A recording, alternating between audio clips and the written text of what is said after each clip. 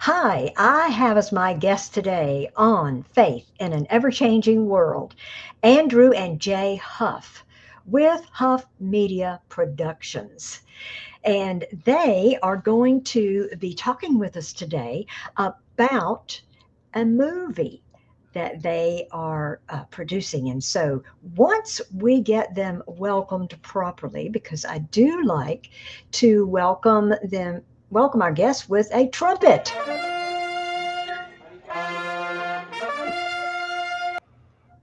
Oh, welcome. It's Yeah. official. Ah, Hey, thanks hey, for hey, having us. hey. It is so good to see you guys again. It's good Yeah. to be back. And boy, have you all been busy. Yes, we have. I Oh, can't even remember when did we do our last. It's been months. I mean, it's because been it's a few already June. months. It I remember I has. was wearing a sweater. Yeah. But I remember because you had Dot Connor Web Detective, the series, Yes. and on YouTube, and I watched every single one of them, and Oh. just wonderful, just Oh, such a thank you. great job. And Andrew, I know you are a writer and director, so wow, just an incredible job.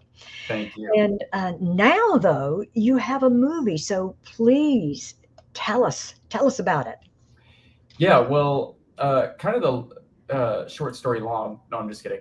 Um, of getting here is that we did a sort of initial season of 8 episodes of the series, and really loved the character, really loved the cast, and They were great.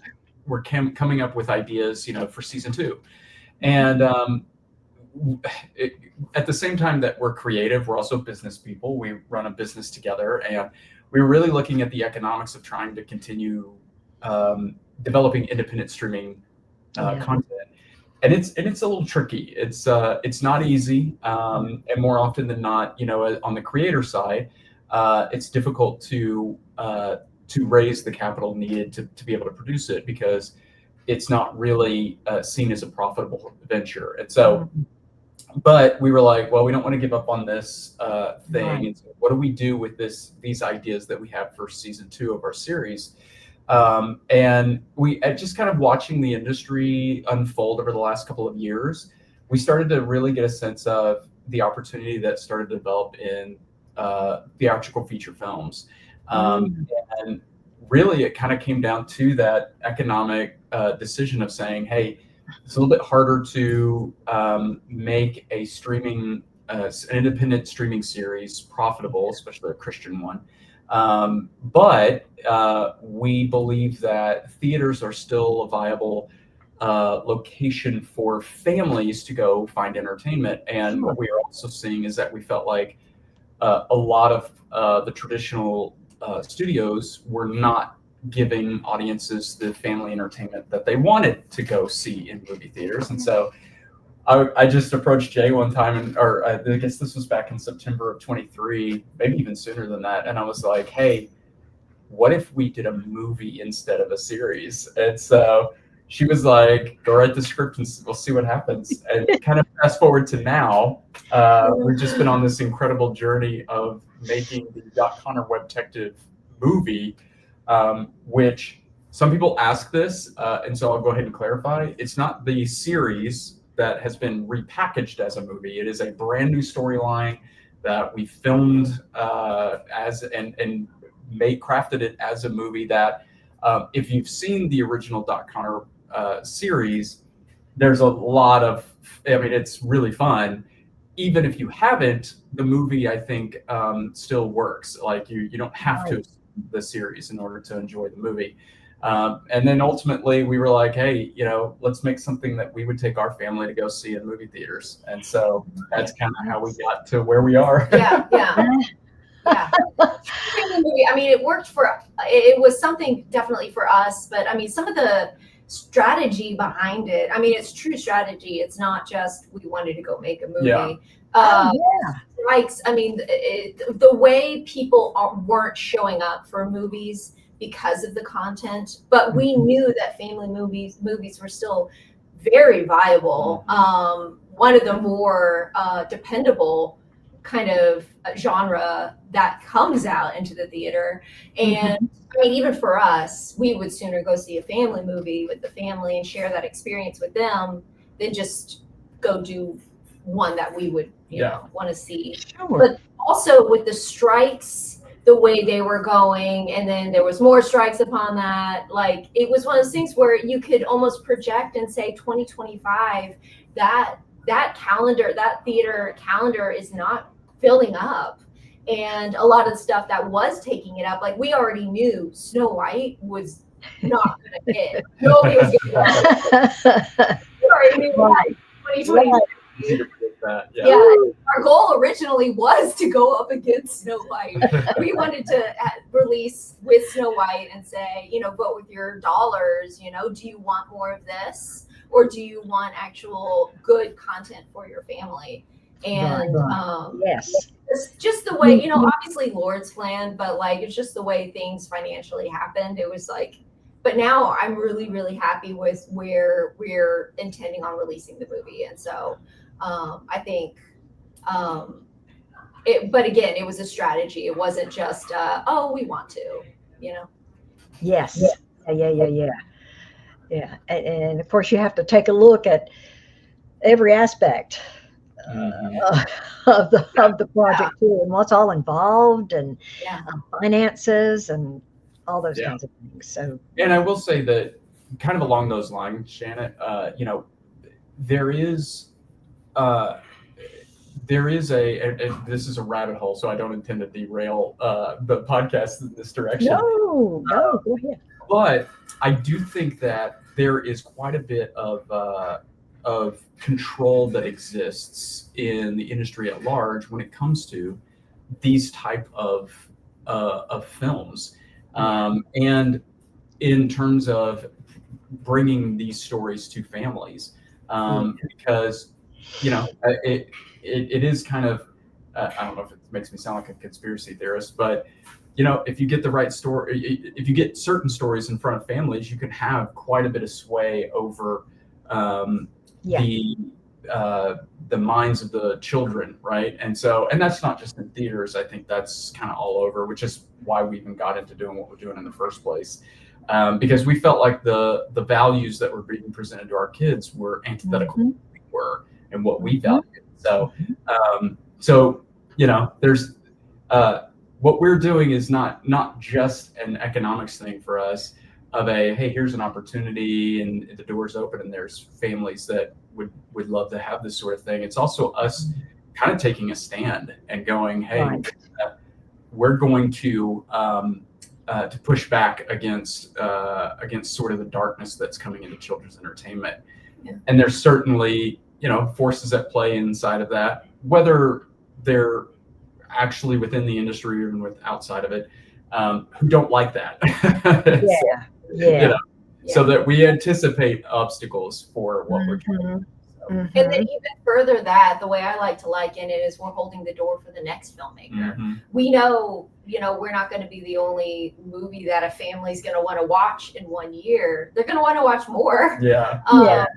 And we're holding the door for the next filmmaker. And as other people have held the door for us and made this way for faith-based independent films to be brought to theaters. And so, you know, we want to continue that tradition. Yeah, absolutely. Now we have a trailer, and we'd like to show that. How about setting us up a little bit with so as I mentioned, you know, you don't have to have seen the series in order to enjoy the movie, but it does carry on the storyline to a degree, because the first season of the series kind of ended on a little mini cliffhanger, and so this was our way of sort of getting to that storyline at the same time. So there'll be a hint of that in the trailer, but we're super excited about really presenting the tone of the movie, and show that, hey, we tried to go out and make a movie that we've all kind of been really hoping to see at some point. And then you get little glimpses of again, for anybody who has seen the original series, there's all of the original cast came back, But we do have some new additions that the trailer also gets to show off some of the new characters that are in. So I don't know if I have any more than that to set it up. No, I think that's Okay. great. So, Yeah. All right, let's watch the trailer. Here it comes. I just got back, and you're not going to believe what happened. First day. Are you nervous? I'm a little bit nervous. Welcome to Stratmeyer High. Oh no. I don't even know where to start. I know what you're thinking. It can't be all that bad, Dot, when you've got at least one friend from middle school in a class. Well, if it isn't Dot Connor, hack detective. She uses the internet to solve mysteries.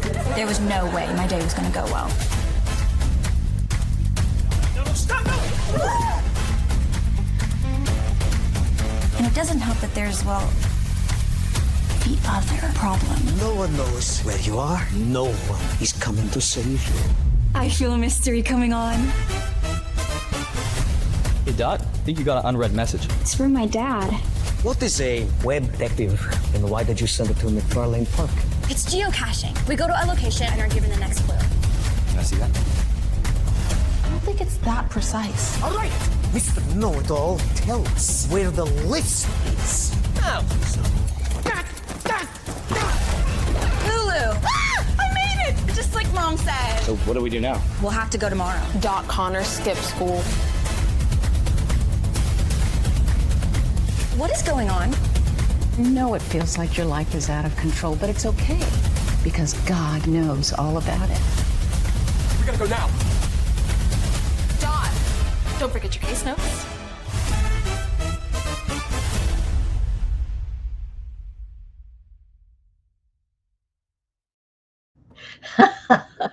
Wow. Yes, yes, yes. Oh, that is just going to be awesome. Awesome. Now you're working toward a summer release, 2025, right?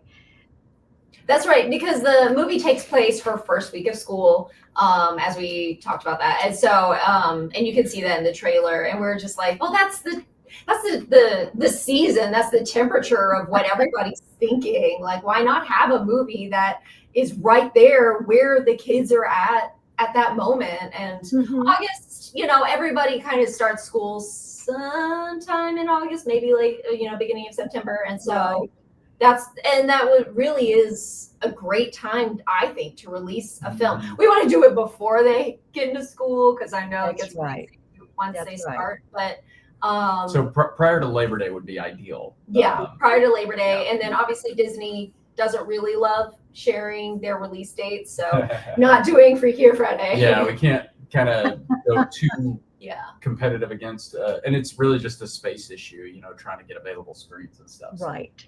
Right. Awesome. A whole bunch of Looking forward.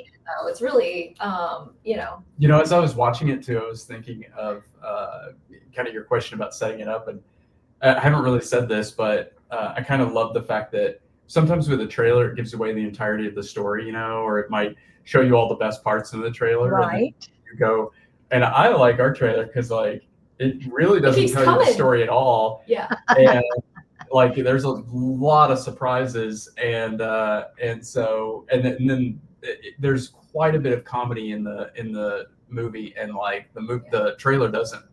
The best jokes aren't in the trailer, so that I'm kind of like was sitting here thinking about it, being like, yeah, you know what? It actually is a great trailer because it gets you hooked in. But when you go see the movie, it's there's so much more. Yeah. Oh, that's great. That's great. Well, now tell us a little bit more about Huff Media Productions. How did it get started? Oh, yeah. It started during COVID. No, it started a little bit after COVID. Probably, was it 21? Yeah, 21. And Andy had developed a series with another channel, the first 4 episodes. And in doing that, he was like, I'm hooked. This is what I want to be doing. I want to be making narrative content and would love to make a movie one day. And so just as he kind of like, it was just one of those things where like there was, you know, that push and pull that you get sometimes when it comes to acting. And it was like, it was a desire for that and and almost a push from where he was working at the time, where it was just like, this just works, you know, where it's just like, I don't have to, like, there was no question. And my kids were old enough that, although we adopted two during the process, so yeah. But I mean, like, they were older children. Oh, sorry, does that give away too much? Well, no, it's just so, drop a bomb like that and then move on. No, okay, yeah, no. What? But it was one of those, like, I loved more the detail parts, and I knew that was definitely going to be, when it came to how Andy operates, genius creative right here. Cannot get an email back to somebody in a timely manner, and that's okay. Actually, you're actually really on top of yeah. that, but Now, yeah.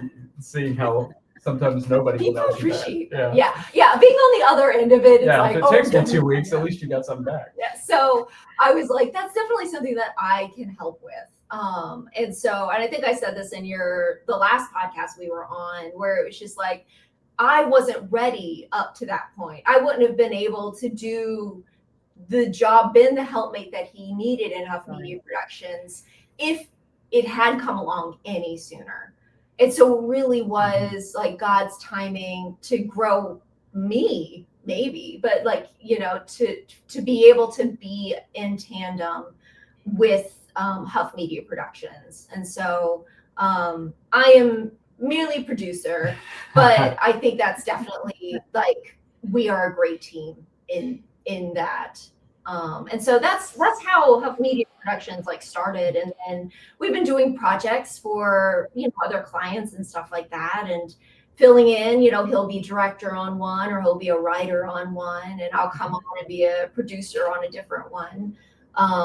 But you know, it's always so much more fun when you can do the project together. Yeah. And so Absolutely. Yeah. Yes. You complement one another.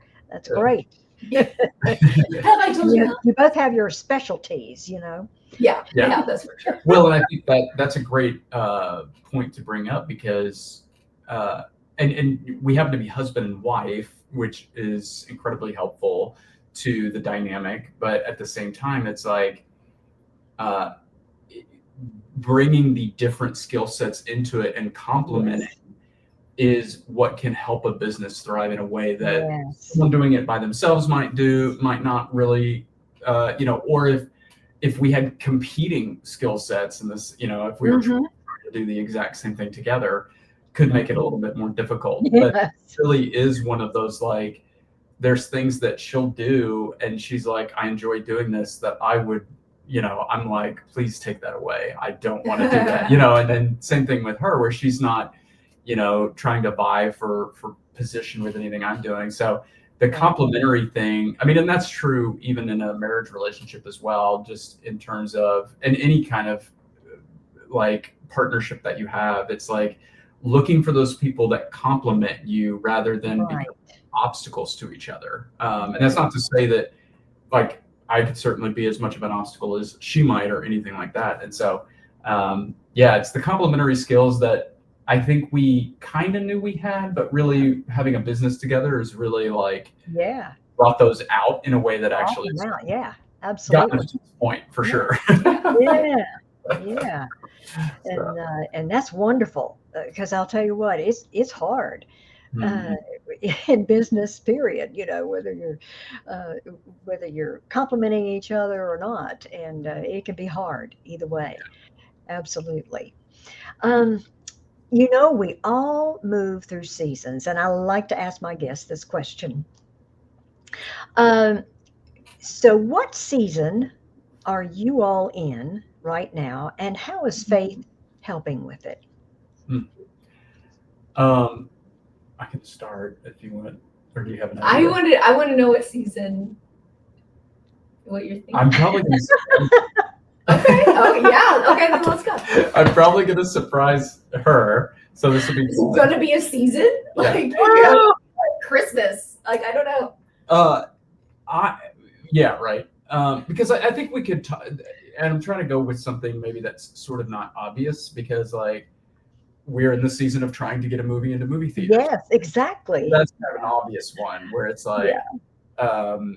we need a lot of faith to help us do that. I mean, we could go Oh, about that. For me personally, this is kind of what I wanted to talk about, is I'm in this season of really being, I would call it being attuned to sort of the, and I don't want to get into, oh, maybe I will, maybe it doesn't matter, but this warfare that's occurring, or this sort of spiritual warfare, physical thing that's happening, and I feel it culture wide, and I feel it worldwide, where, and I kind of alluded to this with us talking about wanting to put better children's entertainment into theaters, is, and this is even part of why we started our company, is to us, we just felt this darkness that was not just present, but then targeting in particular children.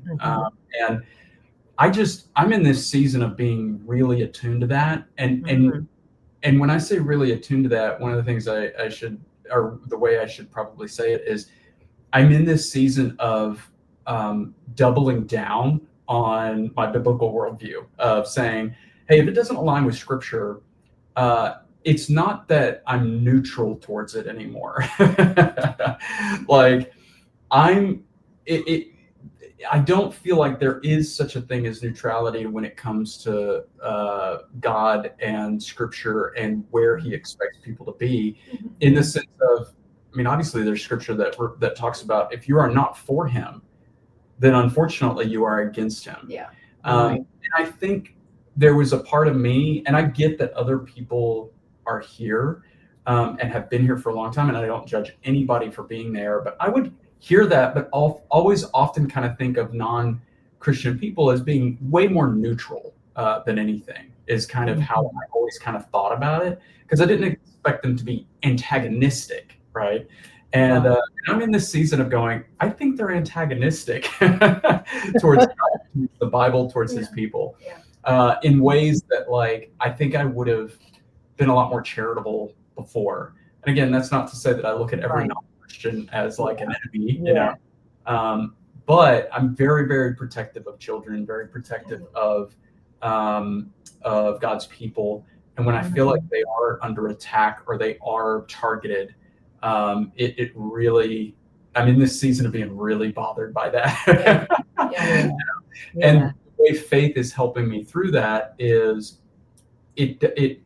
I'm finding myself driven more to action, because I think it's so critical as you see that, and as you look out in the world and you see what's happening and you go, man, you know, if I hear awful things, to be in scripture, to have a deep scriptural knowledge and understand that in the end, Christ wins, because without that, it would be really depressing, and it would be really frustrating, and it would be hopeless. Yeah, exactly. And so I'm not hopeless, and yet I also feel this burden of action, right? Of I can't just sit there and like let it happen and just kind of hold my hands up and go, help do something. Yeah, exactly. So in our little way, like making a film and doing all the things we're doing, and it goes beyond the film into our business and our family, is to try to further the work of the kingdom of Christ on this earth right now. To try to push back against that. So I don't know if that's surprising. But I talk a lot about this with her, so maybe it's not. It was one of those things, like, I think before we even started the movie process, you likened it, and I know that this is, I don't want to call it cliche, because so many people in the indie world or in the smaller world goes, oh, it's David and Goliath. We're David. These big guys who have everything, they're Goliath. But in the same respect, it is David and Goliath. It is Goliath. It is these people that are coming and blaspheming God's name. And it's like, and we're David going, how dare you say that against, you know, the living God and bring these accusations to him? And it's like, if nobody else will stand up for it, then we Yeah. will. Yeah. And we have these stones and this slingshot, and we're just, I mean, this is all we have. Yeah. And that's what we're going to do. Yeah. Because that's all that God's given us. And Yeah. so we're going to do that to combat the darkness. Yeah. And That's a great analogy because I think you came up with it. Well, but I said you're saying about the blaspheming God because I think about that all the time. How sickening and tired I get when I am bombarded with mockery of God, right? By culture, and so that's the season I'm in. I'm so I don't want to say angry, but like so offended on behalf of the Lord, which again, being so deep in scripture, it's like he doesn't need me to be offended on his behalf. He's completely capable, of taking care of it. But yeah, I want all glory to go to God, and I want more and more people to do that. And so if it starts with just us here in our little business and with our little family, then that's something. So I don't know if you had something different season. I literally was going to say spring. No. How about that? All right. Is it Yeah. summer? All right. Lines are in sync. Well, I think that's wonderful. And and that's a good way to feel about the season and to think about the season as being a doer and taking a stand and in whatever way that you can. Yeah. And I think if the movie is a way to do that, that's an excellent way to do it. We all need to be entertained with good entertainment. Yeah. And of course, it brings glory to the Lord as well. Yeah. So, Dot Connor, Webtective, the movie, we'll all be watching out for that release date. And I was noticing your shirts, your T-shirts. Dot Connor says on it. Our store is live. Are they for sale? Yeah, they are. So you can go to dotconnor.com. We have these. We have a couple of other shirts as well, even pajama pants that are Connor themed. So all sorts of stuff for kids. How about that? Yeah. Our kids love pajama pants. Yeah, our kids love pajama pants. So we give the kids what they want. Yay. All right. Hats, all sorts of stuff. Thank you, Andrew and Jay. Wow. What an update. What an update in just a few months. And so but thank you all for being here today and being my guest again. And hopefully we can do this again sometime and talk about the other movies that you may be doing. Or I'd love to talk about distribution because we have learned a thing or two. Yeah. And there were questions we had. Out. Yeah. We'll come back on and tell you how we did it. Okay. That sounds great. Great. All right. And I want to thank you all for watching. And just thank you to all of the subscribers and all of the followers. I appreciate you so very much.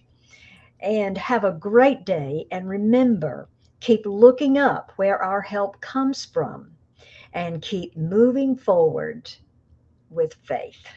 Bye. God bless you all.